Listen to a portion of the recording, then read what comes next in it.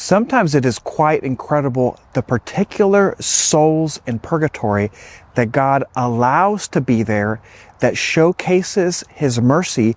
The following purgatory story gives us a great example of this. If you'd like to support this channel in any way, please do so through Buy Me a Coffee. Now, this is the story of Shaun Nasagart, a famous Irish priest killer. The name means John of the Priests. How we know he's in purgatory, I'll let you know at the end. I was able to visit Ballintuber Abbey. Here's some footage that I will show throughout the video so you could see this beautiful place where they have been celebrating Mass for over 1,000 years. They still celebrate Mass. They still have adoration there. An absolutely beautiful place. He's buried there. Here's his story. Born John O'Mullovney in Dirru, near Ballyhenny, County Mayo. He began his career as a horse thief, but was arrested and sentenced to death in Castlebar in his youth. When grand jury became aware of how his low character, they cut a deal with him in which he agreed to turn priest hunter to escape the hangman's noose. In 1709, the Penal Act demanded that Catholic priests take the oath of abjuration and recognize the Protestant Queen Anne as supreme head of the Church of England and Ireland. Any cleric that refused was sentenced to death by the Anglican-controlled judicial system. O'Mullovney was a talented rogue and excelled at the activity of hunting clergy. He received £100 for the capture of the head of an archbishop, £20 for a priest, and 10 for obtaining a hedge of a schoolteacher, and £5 for a seminarian, a priest in training. These men would then be executed if they refused to take the act of abjuration. So sometimes he would catch them dead, sometimes he would catch them alive, so it didn't really matter to him. O'Mullovney used the money to fund his heavy drinking and expensive taste. One technique used by him was to pretend to be sick and close to death. He would then call for a priest to confess his numerous sins. When a priest would arrive, O'Mullovney would grab a knife hidden under the bedclothes and attempt to capture or kill his confessor. He was a deeply unpopular individual. He murdered with steady success until he had killed all but 2 of the area's priests. The last 2 knew well who he was and lived in disguise. But O'Mullovney discovered one of the last 2 and killed him. He expected that the last remaining priest would attend that funeral, which he did, dressed as a woman. The priest's disguise did not fool O'Mullovney, who attacked him at the funeral. Unlike other priests who had been ambushed by someone who they thought was dying, this priest was expecting an attack and fought back. He was able to hold off O'Mullovney long enough for a homeless man known as McCann to stab him and kill him, and then he's buried at the graveyard at Ballintuber Abbey. Let me actually read to you from the last moments of his life.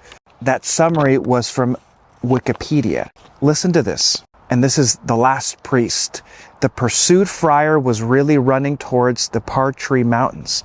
The priest hunter's shouts and oaths continued to ring in his ears until Shaun himself became short-winded and began to tire. However, he was still confident of success, and his pistol frightened away any man who might think of opposing him. All unknown to the priest hunter, he was being pursued even whilst he was pursuing. John McCann had been on his way across the fields intending to join the funeral and comprehend the situation instantly. He paused for a moment, his countenance undergoing a remarkable change. Then, as stealthily as he could, he dodged for an hour after hour the hunter and the hunted. So they covered mile after mile until at last Partry Hills rose visibly from the midst. Now indeed the friar showed visible signs of tiring. His breath came back in sobs. He was a taller man than either O'Mullovney or McCann, but slighter in build and not at all used to this sort of violent exercise. O'Mullovney made a sudden spurt which brought him to the priest's side. "So I have you," he grinned exultantly, "and now I'll put the halter on way there." The priest had turned, hit madly at the evil, leering face, and prepared to make a desperate fight for life. They clenched, struggled violently, and fell together. the dagger, Father Burke, cried a voice. Molovny had the friar under him now, one sinewy hand grasping his victim's throat, the other in the act of being uplifted to stun him with a violent blow of the pistol butt. When McCann's shout reached his ears and so surprised him, he turned his head in astonishment to see who shouted. It was the friar's opportunity. Making a tremendous effort, he drew from his breast McCormick's dagger, thrust it with a random yet desperate force at the murderer's raised arm. His aim was truer, his strength greater than he had dared hope. Shaun Nasagart gave one deep groan, and the pistol dropped harmlessly from his nerveless hand. At the same instant, almost, McCann was upon him with another blade, which he drove with force and fury into the priest-hunter's side. "Murderer," he shouted in a passion, "for many a long day I've waited for such a chance as this, and mine is the hand that should stab blood-stained Shaun Nasagart. My name is not McCann, but Higgins. I'm a nephew of that Father Higgins, whom you murdered at Polnathacan years ago. I see you know me, Shaun Molovny." The young man helped the friar to arise at his feet. Half dazed, trembling, and weary, the young priest could only gaze down at his bleeding enemy, who in turn now on the friar, now on Higgins, fixed a dying gaze, full at first of quenchless hatred and defiance. But it was only a matter of minutes before all light faded from the glazing eyes, and the features were forever still. He died there. So, the story continues. So in that graveyard, the faithful are buried facing east, because there's this old tradition that Catholics believe that Christ will come from the east, and so people would be buried facing east, as if to say, waiting for the second coming of Christ. The pastors, however, are buried there facing west, because they're always facing their flock, whom they are caring for, even in death. So when Shaun Nasagart was taken to that graveyard, the local people hated him, and they said, no, we refuse for him to be facing east or west. So they had him facing north as a sign of hopelessness. But it's possibly the case that that last priest had mercy on him as he was dying, and perhaps gave him a final blessing, perhaps some sort of absolution.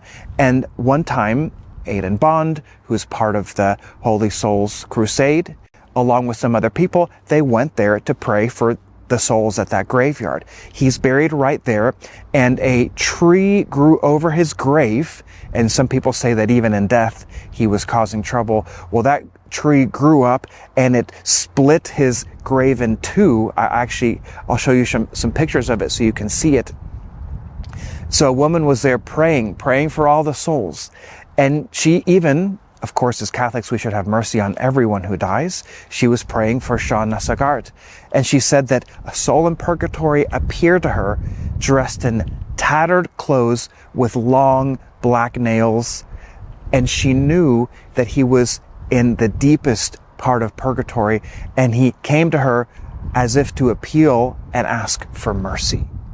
So even someone with such a despicable life as his priest hunter, God can, in ways unknown to us, have mercy, forgive them, and allow them to go to purgatory. Now, this all happened some 200 to 300 years ago, so he's there paying his dues. Say a prayer for him. So if there's someone in your life that you are despairing of, pray for them, because just one prayer, one act of mercy on our behalf could plead God's mercy on them, even if they don't in their life. And perhaps, just perhaps, in their last moment of life, they will grab onto that mercy and allow it to take them to salvation. Maybe not directly to heaven, obviously, but at least to purgatory. My friends, if this video has helped you in any way, please subscribe, like, and support this channel through Buy Me a Coffee. I'll see you in the next one.